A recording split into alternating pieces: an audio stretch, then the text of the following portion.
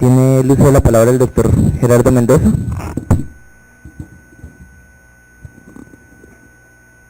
Muy buenas tardes. Muchísimas gracias, doctora Luz Estela Vázquez, por el espacio y la concesión del uso de la palabra para sustentar en el término procesal concedido la apelación interpuesta contra la resolución número 06 del 6 de abril de 2018, por medio de la cual se falló en primera instancia un proceso disciplinario dentro del expediente de 312-2017, siendo sancionado disciplinariamente el servidor público Silvio Fernando López Ferro con suspensión de 3 meses.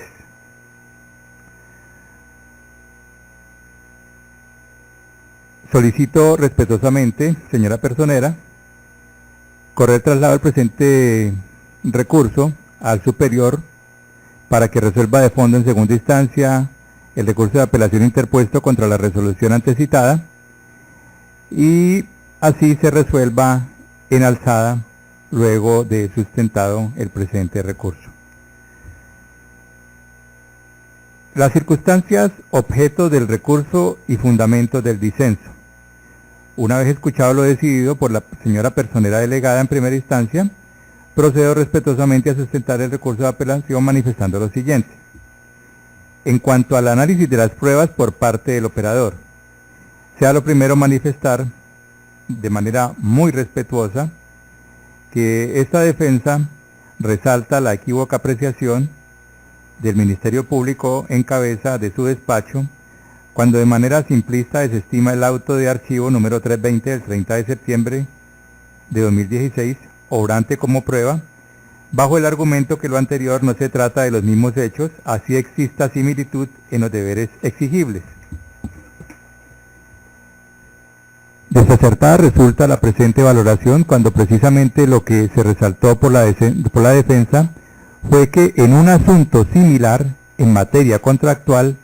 la misma Personería Municipal de Santiago de Cali decidió archivar por no encontrar quebrantamiento del deber funcional. De acuerdo con la línea dada por la misma Personería,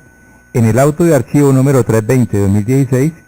mi defendido obró con plena convicción de no afectar su deber funcional, pues no puede ser legal un proceder en fecha determinada y pasados 6 meses ser objeto de reproche por ilegal. De allí el argumento del error invencible que como causal de exclusión de responsabilidad invoqué, en tanto que Silvio Fernando López Ferro obró con el convencimiento que su conducta no constituía falta disciplinaria. De otro lado, en el análisis de las pruebas practicadas, estableció la falladora instancia como aporte a su argumentación la definición que la Real Academia de la Lengua da al concepto, comillas, logística, haciendo mención de, comillas, un conjunto de medios y métodos necesarios para llevar a cabo la organización de una empresa o de un servicio. Al respecto, es importante que la letrada tenga claro o sepa mejor lo que la Secretaría del Deporte y Recreación, en adelante SDR, realiza para el desarrollo de su cometido misional. Precisamente, a partir del año 2016,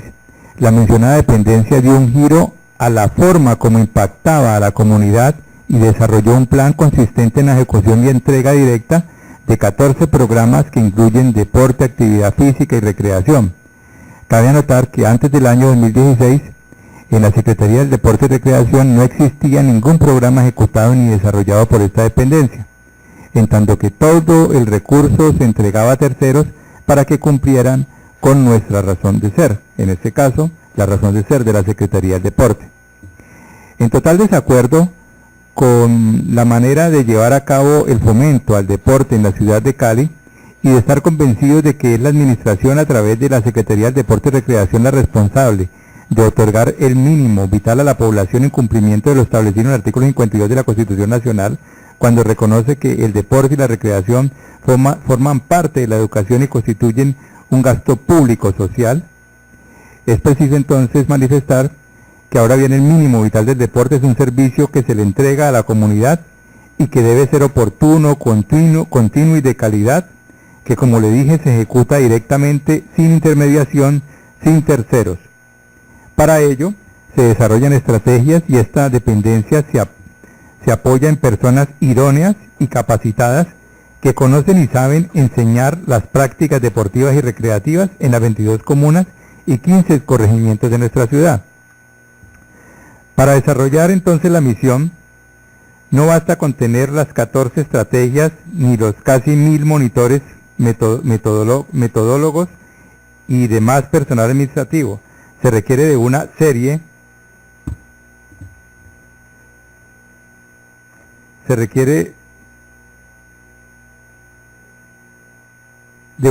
de servicios adicionales de los cuales la administración municipal carece, como son logística e implementación deportiva y recreativa, que constituyen un soporte para la correcta coordinación de todas las actividades y sin las cuales los 14 programas no llegarían a la comunidad de forma oportuna, completa y permanente. Volviendo al término utilizado por usted para definir logística, como los medios y métodos necesarios para prestar un servicio, quiero destacar que 14 programas deportivos, actividad física y recreación. El transporte juega un papel fundamental que no debe incluirse dentro de logística. El servicio no podría brindarse en las condiciones ya expuestas, por ejemplo, vehículos no motorizados, paseos. Uno de nuestros 14 programas que se ejecutan en varias comunas y corregimientos, e inclusive en horas de la noche, sábados y festivos, requiriéndose transportar, además del personal, 20 bicicletas y 20 patines que se prestan de manera gratuita a niños y jóvenes que no solo carecen de estos equipos, sino que desconocen este deporte. Así entonces,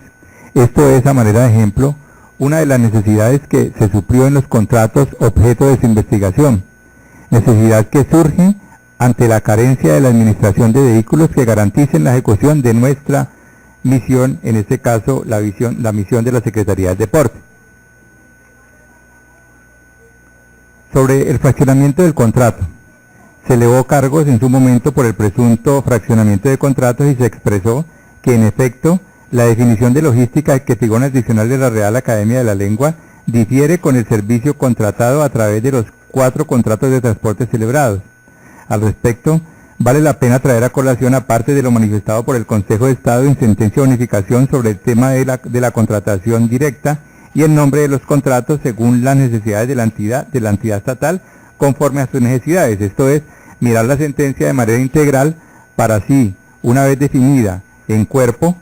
poder entonces hacer una interpretación y definir sus alcances. Bien, entonces el Consejo de Estado en la sentencia de unificación, ya ampliamente conocida, proferida por la sección tercera, subsección C, consejero ponente Jaime Arlondo Santofimio Gamboa, dictada el 2 de diciembre de 2013, radicación número 2011-00039-00, actor Juan Carlos Castaño Posada, demandado Presidencia de la República y otros. Hace la siguiente precisión, abro comillas, procede la sala previa unificación jurisprudencial en cuanto se refiere al alcance legal de los objetos de los contratos de prestación de servicios y de apoyo a la gestión, a decidir la acción de simple nulidad interpuesta por el demandante contrato del inciso primero del artículo primero del decreto 4266 de 2010, expedido por el Gobierno Nacional. De esta forma, el concepto de apoyo a la gestión entraña un claro apoyo a la actividad de las entidades estatales, que debe entenderse de conformidad con la sistemática expuesta a propósito del contrato de prestación de servicios y que de manera restrictiva tiene relación con la administración o el funcionamiento de la entidad estatal correspondiente conforme a las prédicas y exigencias del artículo 32, numeral tercero de la Ley 80 de 1993, tal como claramente lo ha decantado los precedentes de la sección tercera del Consejo de Estado. El presidente de la Corporación determina que los contratos de apoyo a la gestión se enmarcan dentro de la definición genérica prevista en el ordinal tercero del artículo 32, cuya virtud son contratos de este tipo, comillas, los que celebren las entidades estatales para desarrollar actividades relacionadas con la administración o funcionamiento de la entidad, los cuales solo podrán celebrarse con personas naturales cuando dichas actividades no pueden realizarse con personal de planta o requieran conocimientos especializados, por lo que resultaría imposible admitir o entender cualquier objeto referido al apoyo a la gestión que no se enmarque en las exigencias de esta disposición legal enunciada, que por lo demás sobra advertirlo, constituye un componente básico de la sistemática de la contratación estatal colombiana. Se reitera entonces por parte de la Sala que la motivación para la suscripción de este tipo específico de contratos dependerá de la motivación que surja en torno a las necesidades que la administración pública encuentra pertinente satisfacer de conformidad con la planeación efectuada por la entidad. Así las cosas, conviene para mayor claridad expositiva precisar que en el marco del contrato de simple prestación de servicios de apoyo a la gestión, las necesidades que pretenden ser satisfechas por la administración no comprometen en modo alguno las actividades que son propias de conocimientos profesionales o especializados. Aún así, ello no excluye que dentro de esta categoría conceptual se enmarquen actividades de carácter técnico, las cuales, requiriendo un despliegue intelectivo, no recaen dentro del concepto de lo profesional, así como otras necesidades en donde, según las circunstancias, el objeto contractual demanda la ejecución de acciones preponderantes físicas o mecánicas, es decir, se trata de una dualidad de actividades dentro del concepto de simple apoyo a la gestión, unas con acento intelectivo y otras denominadas por ejecuciones físicas o mecánicas. Lo distintivo, en todo caso, es que no requiere que sean cumplidas con personal profesional. Por consiguiente, se advierte que la inclusión en la norma demandada, así como de manera concordante en el decreto 734 de 2012, artículo 3.4.2.5.1 y decreto 1510 de 2013, artículo 81, de la frase actividades operativas, logísticas o asistenciales, no impone de manera inflexible que este tipo de actividades deban ser acometidas por vía de alguno de estos dos tipos de contratos de prestación de servicios en específicos, pues, como se ha dicho, es la misma administración pública la que tiene una razonada discrecionalidad para estructurar en términos técnicos, económicos y jurídicos el contrato estatal que desea suscribir, de donde se vería, a grosso modo, que la definición del tipo contractual a celebrar correrá por cuenta de las valoraciones ad hoc que realice la entidad, todo ello conforme al principio de planeación. De conformidad con el artículo 40 de la Ley 80 del año 93, incisos 1 y 2, que en su tenor literal indican, comillas, las estipulaciones de los contratos serán las que de acuerdo con las normas civiles, comerciales y las previstas en esta ley, correspondan a su esencia y naturaleza. Las entidades podrán celebrar los contratos y acuerdos que permitan la autonomía de la voluntad y requieran el cumplimiento de los fines estatales. Se cierra comillas, disposición concordante con el numeral 12 del artículo 25 de la misma ley. A nivel reglamentario, la obligación de llevar a cabo procesos previos de planeación de la contratación estatal ha sido establecida en diversos cuerpos normativos en el artículo 3, estudios y documentos previos del decreto 2474 de 2008, derogado, y artículo 2.1.1, estudios previos y documentos, o 2.1.2, determinación de los riesgos previsibles del decreto 734 de 2012, derogado, y por último, en los artículos 15, deber de análisis de las entidades estatales, y 20, estudios y documentos previos del decreto 1510 de 2013, entre otras disposiciones concordantes. En suma, las consideraciones centrales de esta providencia en torno a las notas características y diferenciadoras de los contratos de prestación de servicios, así como inclusive el contrato de consultoría, pueden ser recapituladas en los siguientes términos de un cuadro que me permito insertar dentro del acta, que me establece un paralelo entre el contrato de prestación de servicios como tipo contractual y las especies contractuales y características, es decir, el desarrollo del contrato de prestación de servicios profesionales y de apoyo a la gestión.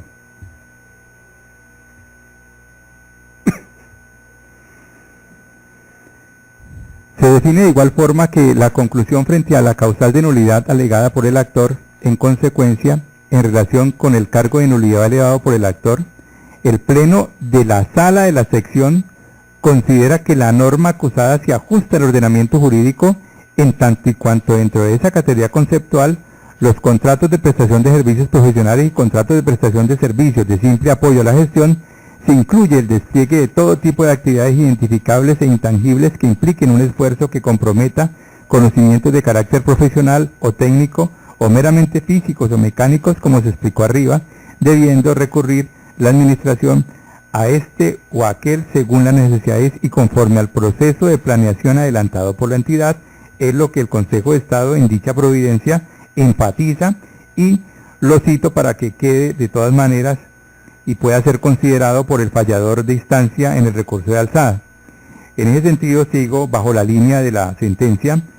Se establece que, en ese sentido, el aparte demandado, al incluir los términos, así como los relacionados con actividades operativas, logísticas o asistenciales,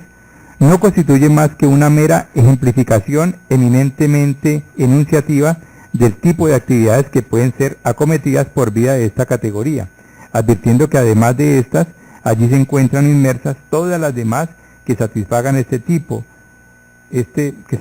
este mismo referente material y que sean necesarias para que la administración pública pueda satisfacer sus cometidos constitucionales y legales, siempre que guarden relación con la administración y funcionamiento de la entidad estatal, conforme a la preceptiva del numeral tercero del artículo 32 de la Ley 80 del 93. Destacando la parte resolutiva, cuando en ella se dijo en el numeral primero que se declaraba aprobada la excepción propuesta de ineptitud sustantiva de la demanda, y en el segundo denegó la solicitud de integración de la unidad normativa presentada por el Ministerio Público, y en el tercero unifica la jurisprudencia en punto alcance legal de los objetos de los contratos de prestación de servicios y de apoyo a la gestión, conforme a las amplias consideraciones expuestas en esta providencia, específicamente en el punto cuarto apartado de su parte considerativa. Y ya, doctora,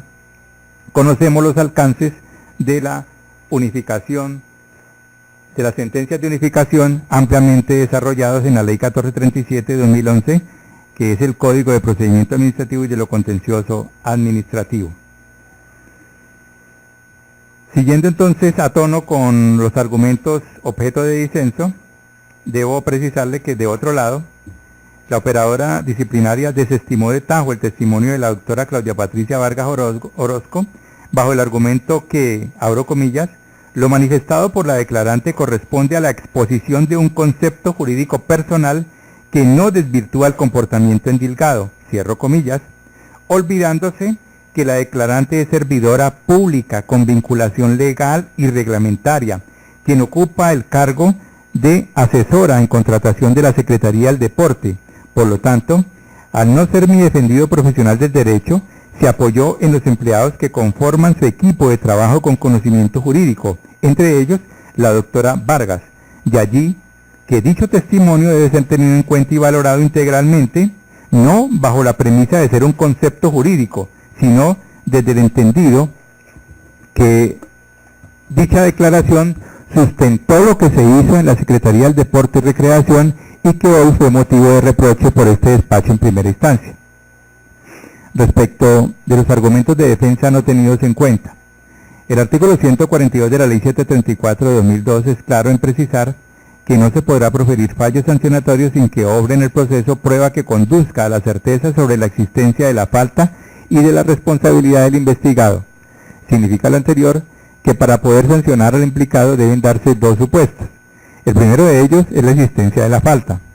Sin embargo, lo primero que debe analizarse es la existencia de la conducta, del comportamiento del funcionario que encale en una conducta típica de la norma disciplinaria antes que mirar siquiera la modalidad de la misma. Es decir, que no basta con determinado comportamiento, sino que éste se enmarque dentro de una conducta típica,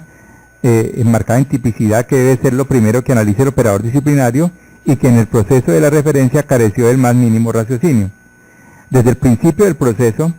el operador de primera instancia no analizó la existencia de la conducta, del comportamiento del funcionario, por el contrario, presumió que ésta ya existía y que lo que debía analizar era la modalidad de esa conducta, dolo o culpa, en una investigación disciplinaria en donde el operador pretende respetar las garantías del procesado con plena utilización de principios como el de pro homini, de favorabilidad, de buena fe, de resolver toda duda a favor del investigado, determinar la existencia de la conducta, la tipicidad, el comportamiento desplegado, es un paso obligado.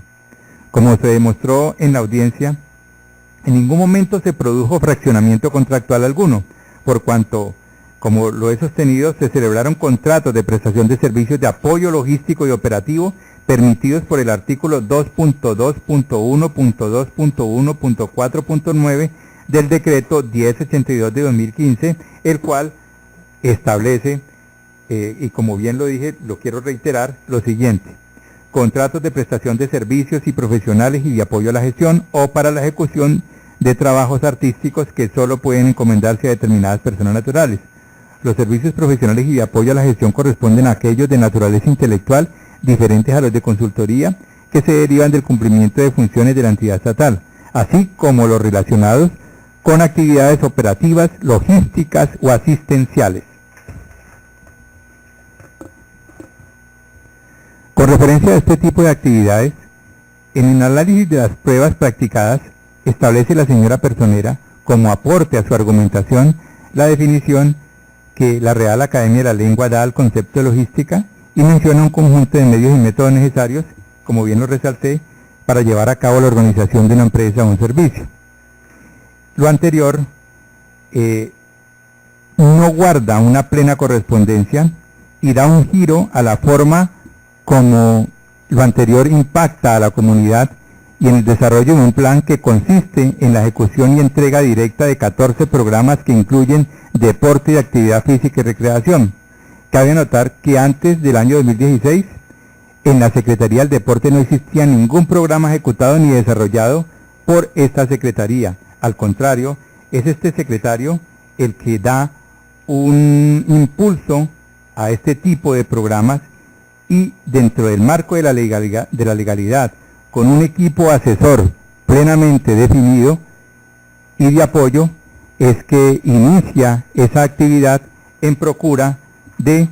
salvaguardar el artículo 209 de la Constitución, cuando establece que la función administrativa está al servicio de los intereses generales y se desarrolla con fundamento en los principios de moralidad, de eficiencia, de transparencia.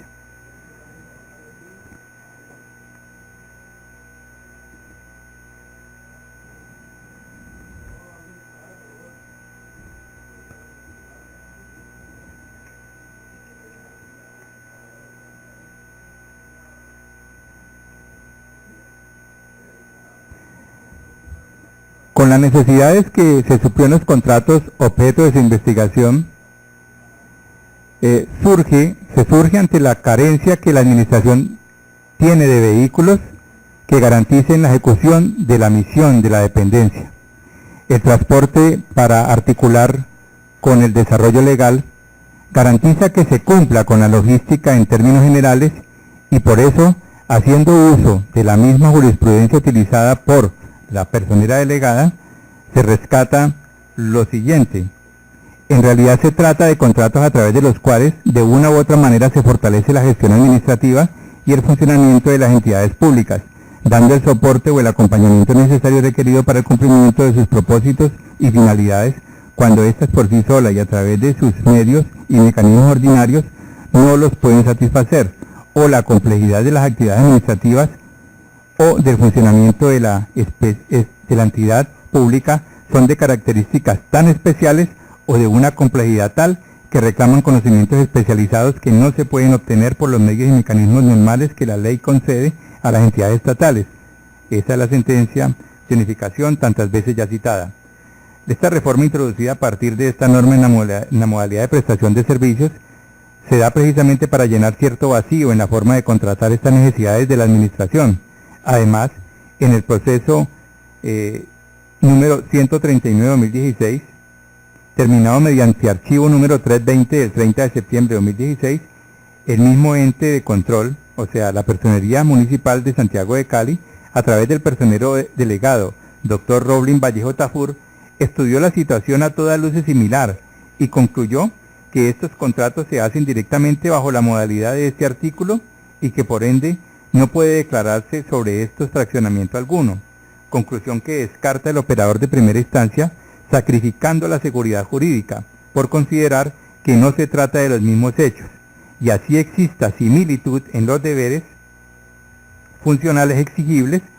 la decisión a todas luces resulta superficial, por cuanto el análisis del expediente número 139-2016 debe tenerse en cuenta no para que opere algún no bis in idem que en ningún momento se está alegando, sino porque es deber del ente de control manejar una misma línea en cuanto a los procesos disciplinarios que llevan los diferentes personeros delegados que permitan recurrir al precedente que sirve como analogía en la interpretación de estas decisiones, sobre todo en el tema contractual, por cuanto es la exposición del ente de control que puede variar un poco en los diferentes procesos, pero esta variación no puede ser tan opuesta en un delegado y otro. Posiblemente entre los delegados no exista este acuerdo de líneas de decisión exactas, pero el señor personero como segunda instancia sí está en la posibilidad de realizar esta interpretación similar, analógica, y unificar la posición de la personería. De realizar esta interpretación podrá concluir que mi defendido en ningún momento incurrió en conducta típica disciplinaria. Al omitir analizar en debida forma la tipicidad, se vulnera el principio de legalidad, de allí que el operador disciplinario no puede convertir un comportamiento directamente en conducta típica sin realizar previamente un ejercicio juicioso del comportamiento desplegado por el funcionario frente a la tipicidad de la conducta con la que debe compararse. Y es allí cuando cobra relevancia otras decisiones de la personalidad municipal al respecto en la interpretación que debe darse a este tipo de contratos nacidos con el ya antes citado artículo 2.2.1.2.1.4.9 del decreto 1082 de 2015 y obviamente tener en cuenta el análisis de la decisión de archivo realizada en el auto 320 del 30 de septiembre de 2016 que puso fin al expediente 139 de 2016. A partir de allí, de manera errada, el operador de primera instancia considera la existencia de la conducta sin realizar el análisis anterior. Referente a la existencia de la misma, debió entrar a analizar si ese comportamiento constituía falta disciplinaria alguna, lo cual tampoco ocurre en este caso, puesto que las pruebas documentales, esto es, los contratos teniendo en cuenta las cuantías, no constituyen pruebas suficientes, ya que el operador disciplinario los observó desde la óptica de que se celebraron por debajo de la mínima cuantía para poder hacerlos por la contratación directa, lo cual es un error, por cuanto estos contratos se hicieron por contratación directa porque su objeto, si bien en todos era el transporte, los proyectos o eventos a apoyar eran diferentes y su forma directa de hacerlos no fue por la cuantía, sino por pertenecer a aquellos a actividades operacionales y logísticas permitidos con respaldo en el artículo 2.2.1.2.1.4.9 del decreto 1082 de 2015, ya que según esta norma, estos contratos se pueden hacer por la modalidad de contratación directa, así su cuantía sea menor, es decir, no se requiere siquiera que sean de mínima cuantía, porque lo que hace que se puedan contratar directamente es su naturaleza relacionada con actividades operacionales y logísticas y no el monto, por lo que se realicen, tal como ocurre con los contratos de prestación de servicios profesionales regulados por el mismo artículo.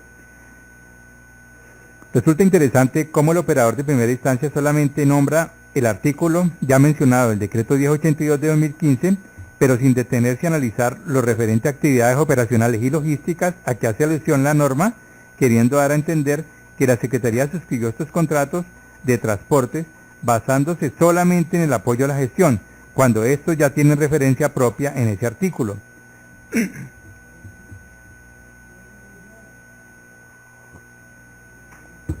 Sin detenerse a analizar la existencia de conducta típica, sin tener en cuenta la analogía, el precedente y la similitud de causa, resuelto en otros fallos de la personería, y con esa interpretación errada del artículo del decreto 1082 de 2015, en la que deja por fuera la facultad para celebrar contratación directa en contratos relacionados con actividades operativas y logísticas, el operador de primera instancia entra a asegurar que existe falta disciplinaria que amerita reproche, falta que no se presentó, y en caso que así se considerase, para nada afectó el deber funcional ni el buen funcionamiento de la administración pública, tal como lo señalan los argumentos y pruebas presentadas en la audiencia, es decir, que no se configuró ilicitud sustancial alguna, ya que no se afectó el servicio esencial del Estado. En ningún momento el operador demuestra la ilicitud sustancial, solo la menciona con el debido respeto de forma superficial, ya que el fallador ya que para el fallador se lesionaron los bienes jurídicos relacionados como principios de la contratación pública, los cuales no sufrieron mella alguna, ya que la norma relacionada a lo largo de estos argumentos permite este tipo de contratación bajo la modalidad directa independientemente de su cuantía. Así las cosas, para que se contravenga la ley disciplinaria, no basta que exista infracción a un deber funcional, sino que se vulnere o se ponga en peligro el deber funcional protegido. Por ello, la Corte Constitucional en la sentencia C-948-2002 consideró en relación con la especificidad del derecho disciplinario que el mismo está integrado por todas aquellas normas mediante las cuales se exige a los servidores públicos un determinado comportamiento en el ejercicio de sus funciones. Por lo tanto, las normas disciplinarias tienen como finalidad encauzar la conducta de quienes cumplen funciones públicas mediante la imposición de deberes con el objeto de lograr el cumplimiento de los cometidos, fines y funciones estatales. Por eso, la Procuraduría Auxiliar para Asuntos Disciplinarios en procesos como el de la radicación número 001-40993 del 2002 sostuvo que el incumplimiento del deber funcional es entonces necesariamente el que orienta la determinación de la antijuridicidad de las conductas que se reprochan por la ley disciplinaria. Por lo tanto, no es el desconocimiento formal de dicho deber el que origina la falta disciplinaria, sino la infracción sustancial de dicho deber, es decir, el que se atente contra el buen funcionamiento del Estado y por ende contra sus fines, lo que encuentra el origen de la antijuridicidad de la conducta. Visto así, en el caso materia de estudio,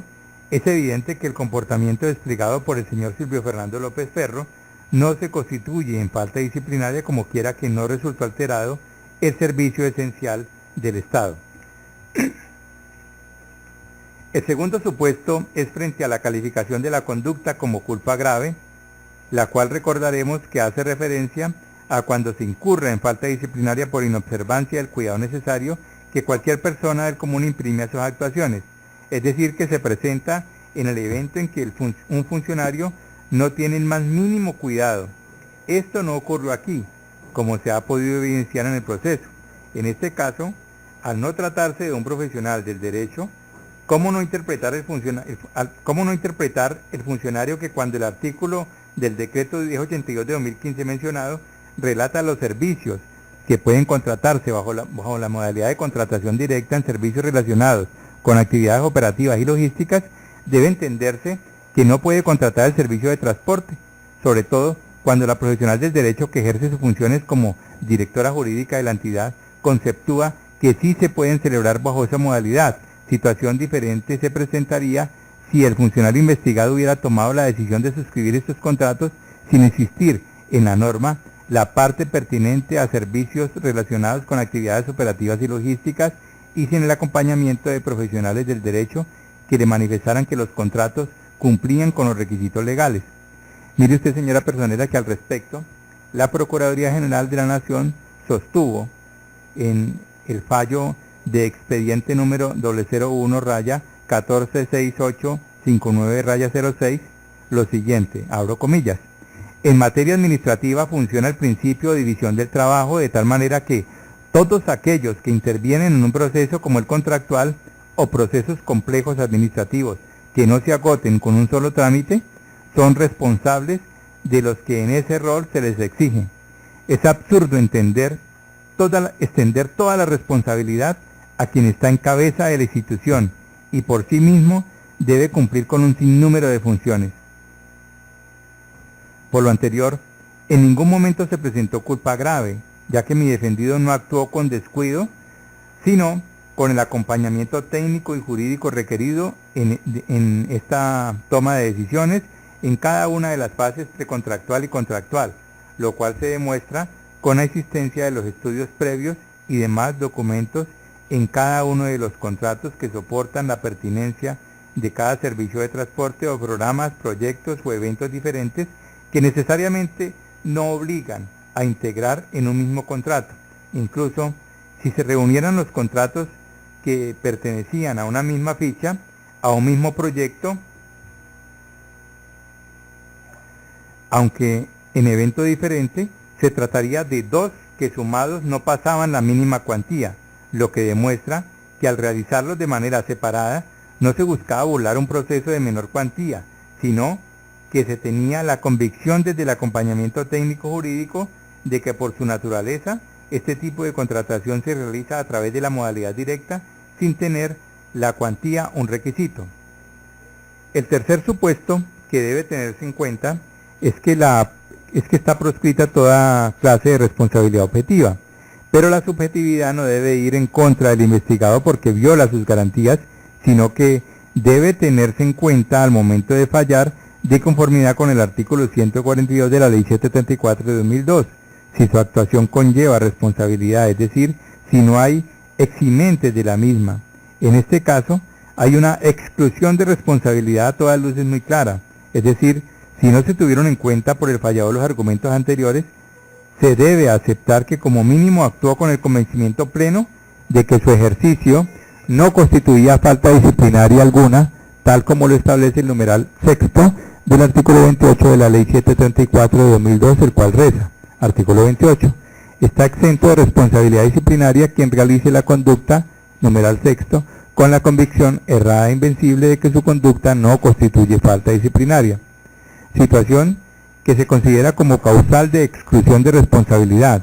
Así pues, es de señalar que una vez analizados los elementos probatorios recopilados en la audiencia, se puede establecer que la conducta desarrollada por el poderante es causal de exclusión de responsabilidad denominada convicción errada invencible, llamada error sobre el tipo. Se tiene que para que pueda ser aceptada debe poseer la insuperabilidad del error, es decir, que el mismo no haya sido humanamente posible de evitar o vencer pese a la diligencia y cuidado con que se actúa en el caso concreto.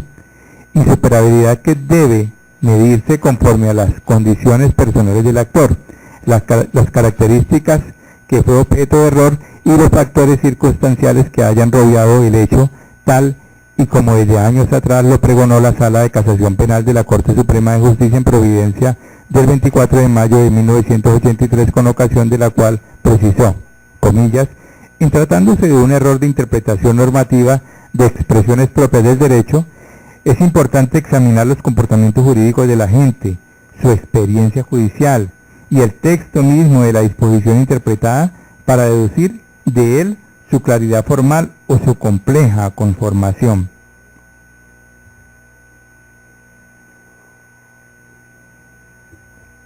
En este caso, al no tratarse de un profesional del derecho, ¿cómo no interpretar el funcionario que cuando el artículo ya mencionado del decreto 1082 de 2015 relata los servicios que pueden contratarse bajo la modalidad de contratación directa en servicios relacionados con actividades operativas y logísticas, debe entenderse que no puede contratar el servicio de transporte, sobre todo cuando la profesional del derecho que ejerce su función en el área jurídica de la dependencia ya previamente hizo su apreciación y su conceptualización a modo de funcionaria oficial de la Secretaría. En este caso, es importante manifestar que la doctora Claudia Patricia Vargas Orozco, asesora de la Secretaría del Deporte y Recreación en audiencia pública, no conceptó como lo apreció la personera delegada. Declaró, bajo la gravedad del juramento, lo siguiente, comillas, el contrato de prestación de servicios no involucra solamente personal profesional, igualmente involucra actividades en donde prima el esfuerzo manual, físico y o mecánico. Dentro de su objeto contractual pueden tener lugar actividades operativas, logísticas o asistenciales, siempre que satisfagan los requisitos antes mencionados y sea acorde con las necesidades de la administración y el principio de planeación a través de actividades operativas, logísticas y asistenciales. De esta forma se entiende que los contratos de prestación de servicios, el contratista se obliga a ejecutar actividades encaminadas a fortalecer la gestión administrativa o el funcionamiento de las entidades públicas contratantes, dando el soporte o acompañamiento requerido por estas para el cumplimiento de sus fines cuando éstas por sus propios medios no los pueden satisfacer o que por la complejidad o especificidad de sus actividades requieran de conocimientos especializados difíciles de obtener por sus propios medios o mecanismos. En el caso de los contratos 452, 453, 454 y 455 fueron suscritos para fortalecer la gestión administrativa y el funcionamiento de la Secretaría del Deporte, facilitando el soporte logístico a los funcionarios para el cabal cumplimiento de los programas y proyectos que ésta adelanta. No tiene a la Secretaría del Deporte todos los vehículos y conductores, ni suministro de combustible para satisfacer la necesidad de desplazamiento que deben realizar los funcionarios y contratistas por toda la ciudad y la zona rural, visitando, ejecutando, supervisando las obras y proyectos. De allí se adelantan de manera permanente, pues su carácter de organismo social le implica un contacto permanente con la comunidad a través del desarrollo de los múltiples programas y proyectos adelantados. Primero, según lo dispone el numeral tercero del artículo 32 de la Ley 80 del 93, el contrato de prestación de servicios es aquel que tiene por objeto contratar el desarrollo de actividades de apoyo a la gestión de la entidad contratante en relación con su funcionamiento o administración. Por expreso mandato legal, los contratos de prestación de servicios de apoyo a la gestión, como los celebrados por la Secretaría del Deporte y Recreación, se suscriben directamente con fundamento en el numeral cuarto, literal H del artículo segundo de la Ley 50 de 2007, es decir, no se requiere adelantar un proceso competitivo.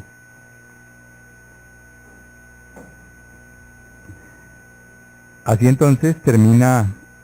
la asesora de la Secretaría del Deporte manifestando que el fraccionamiento del contrato se predica de la evasión del procedimiento de selección competitiva de contratistas. Significa lo anterior que el fraccionamiento se presenta para eludir procesos de convocatoria pública, dividiendo la unidad natural del objeto contractual en fracciones con el fin de evitar una licitación pública. Adviértase entonces, luego he leído lo anterior, que mi representado es administrador de empresas y no es abogado. Por consiguiente, cuenta con un equipo de abogados, el cual requiere y requirió para ese caso que lo investiga un profesional en derecho. Y en este caso, la profesional del derecho lo asesoró para todos los procesos contractuales que hoy son objeto de reproche, razón por la cual mi defendido firmó dichos contratos actuando de buena fe, por los argumentos jurídicos presentados por la abogada Vargas Orozco, y que además en años anteriores también se había dado la contratación en igual forma, y nunca ha sido reproche por ningún ente de control o ministerio público, tanto así que no generó sanción en la personería sobre los hechos muy similares, el expediente disciplinario número 139/2016, que aunque no versan sobre los mismos contratos, sí fueron la misma causal y conducta, y frente a dicha situación se emitió el auto de archivo número 320 del 30 de septiembre de 2016, situación que indujo a la asesora Claudia Patricia Vargas Orozco y al doctor Silvio López Ferro a tener certeza absoluta que no estaban infringiendo norma alguna, y por lo cual no puede imputarse culpa grave, o como mínimo ubica a mi mandante en el terreno del error invencible, generado no solo por la profesional del derecho que revisa jurídicamente los contratos para la firma del funcionario, sino también incluso por la misma personera por el archivo del proceso, no quedando duda que mi poderdante actuó de buena fe frente a los expertos en conocimientos en el derecho y específicamente en contratación. Con base en lo anterior, se evidencia claramente que para tomar una decisión de fondo, como es el caso que nos ocupa, se debe valorar y medir las condiciones del disciplinado, las características de lo que fue objeto de error y los factores circunstanciales que hayan rodeado el hecho. Por consiguiente, la culpabilidad no se da por ausencia de dolo, en cuanto faltaría uno de los elementos, el cual sería el conocimiento de la concreta tipicidad de la propia conducta. De tal manera, se solicita al señor personero municipal se analicen los conocimientos que el disciplinado tenía con respecto a las normas contractuales, puesto que siempre es asesorado por la doctora Vargas Orozco, adscrita a la Secretaría del Deporte y Recreación, y se puede concluir con las pruebas valoradas que efectivamente se dio una interpretación errónea, en tanto que los antecedentes ya habían sido objeto de investigación y este fue archivado, pues aunque no se tratara sobre los mismos contratos, sí se trataba sobre el mismo tema,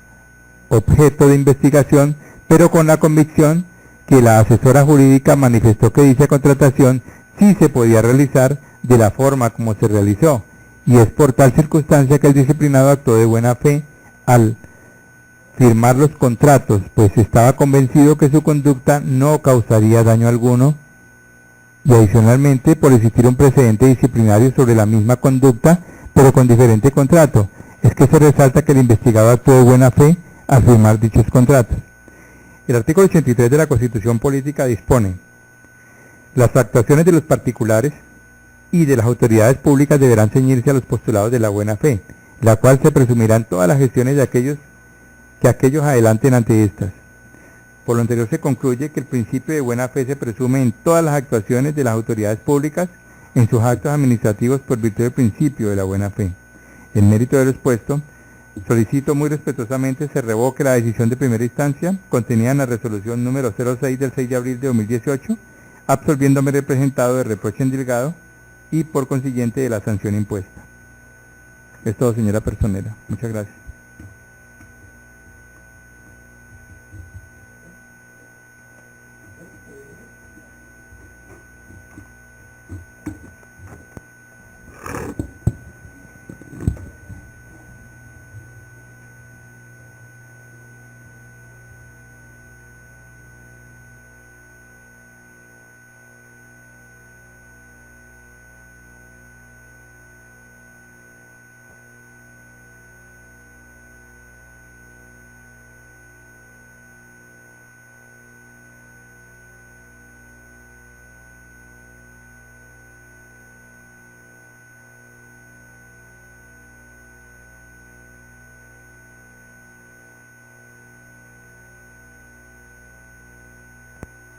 En este estado diciendo las 4:16 de la tarde se termina la presente audiencia y se traslada a segunda instancia para que se resuelva el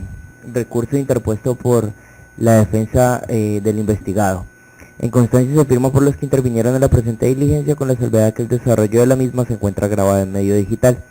Queda notificado por estrados la presente decisión.